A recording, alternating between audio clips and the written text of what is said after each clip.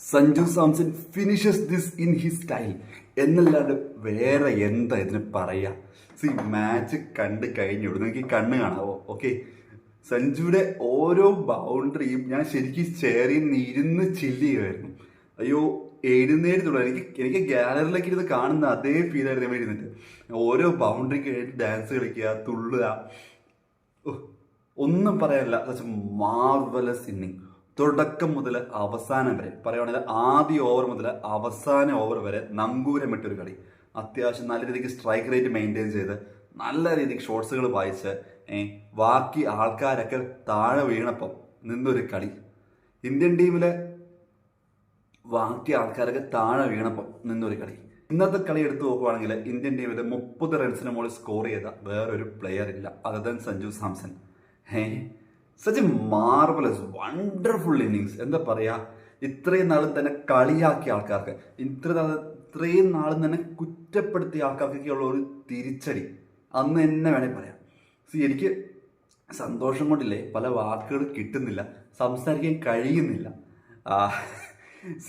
സഞ്ജുവിൻ്റെ ഒരിടയ്ക്ക് നമ്മളൊക്കെ ക്രിക്കറ്റ് കാണാൻ പ്രേരിപ്പിച്ചത് സച്ചിൻ്റെ ബാറ്റിംഗ് ആയിരുന്നു. പിന്നെ അത് വിരാട് കോഹ്ലിയിലേക്ക് മാറി.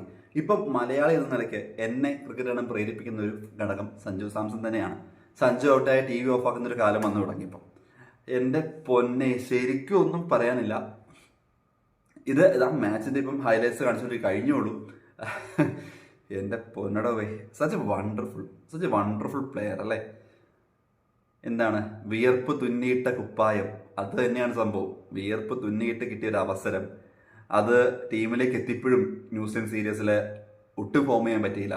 അത് കഴിഞ്ഞുള്ള മാച്ചസിൽ നല്ല സ്ട്രൈക്ക് റേറ്റ് വന്നു, എന്നാലും പിന്നെയും തടയപ്പെട്ടു. അങ്ങനെ ഇന്ത്യ സൗത്ത് ആഫ്രിക്കനോട് തോക്കുന്നു. പിന്നെയും അവിടെ പ്രശ്നങ്ങൾ, ഇന്ത്യൻ ഡ്രസ്സിംഗ് റൂമിലെ പ്രശ്നങ്ങൾ വന്ന് പിന്നെ ഒരു അവസരം കിട്ടുന്നു. ആ അവസരം 15 ബോളിൽ 24 റൺസ് അവിടെ എത്തി നിൽക്കുന്നു.